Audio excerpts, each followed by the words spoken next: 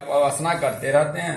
हे ताज महात्मा धर्मराज व सभा इस प्रकार की है जो पात्मा पुरुष दक्षिण द्वार से वहां जाते हैं, दक्षिण द्वार से जाते हैं वे उस सभा को नहीं देख पाते जो दक्षिण दिशा जब उनको 2 किलोमीटर धर्मराज की दशा को वो मतलब वहां का द्वार नहीं देख पाएंगे। धर्मराज के पूर्व में जाने के लिए 4 मार्ग हैं। पापियों के गमन के लिए जो मार्ग उन विषय में मैंने तुमसे पहले ही कह दिया। अब अच्छा कर्म के बारे में कथा चल रही है।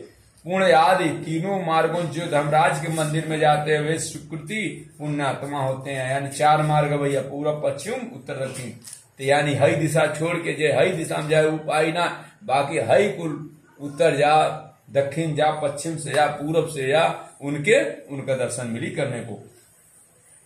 मगर वही जो करेगा जो पुण्य पड़ता आत्मा रहे जो अच्छा कर्म उसी को वही शुरुआत होगा। धर्मराज के मंदिर में जाते हुए सुख पुण्यात्मा होते हैं और अपने पुण्य कर्मों के बदल से वहां जाते हैं। उनके विषय में सुनो। उन मार्गों में जो पहला पूर्व मार्ग है वह सभी प्रकार की सामग्रियों से समन्वित है और परिजात वृक्ष के छाया से आच्छादित तथा रत्न मंडित है। वे मार्ग विमानों के समूह संकीर्ण और हंसों की पंक्ति से सुशोभित है।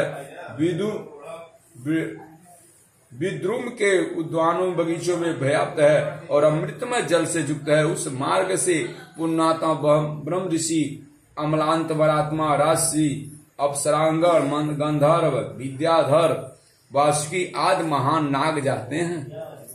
समझ होता आगे अन्य बहुत से देवताओं की आराधना करने वाले बढ़ जाइए। शिव भक्ति निष्ठ एवं कथा हरदम सबको नहीं मिलेगा सुनने को। ग्रीष्म ऋतु में प्राणापायु का दान करने वाले अर्थात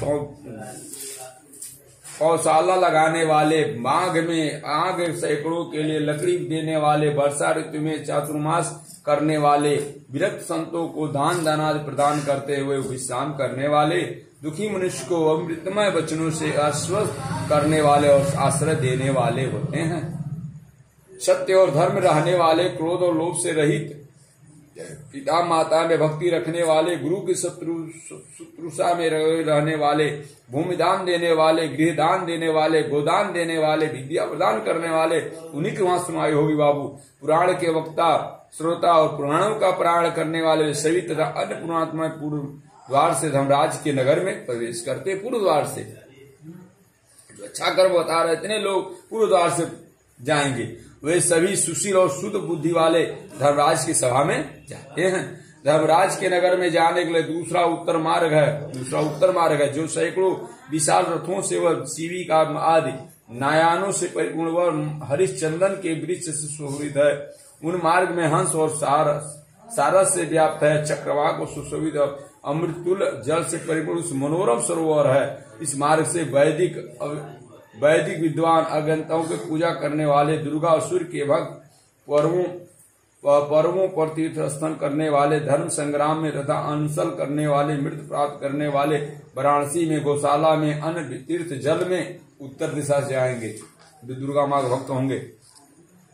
विधिवत प्राण त्याग करने वाले उत्तर दिशा जाएंगे। ब्राह्मणों तथा अपने स्वामी के कार्य से तीर्थ क्षेत्र में मरने वाले, जो देव प्रतिमा आदि के विध्वंस होने से बचाने के प्रयास में प्राण त्याग करने वाले, योगाभ्यास से प्राण त्यागने वाले, सत्य पात्रों की पूजा करने वाले तथा नित्य महादान देने वाले, वह व्यक्ति उत्तर द्वार से धर्मसभा में जाते हैं।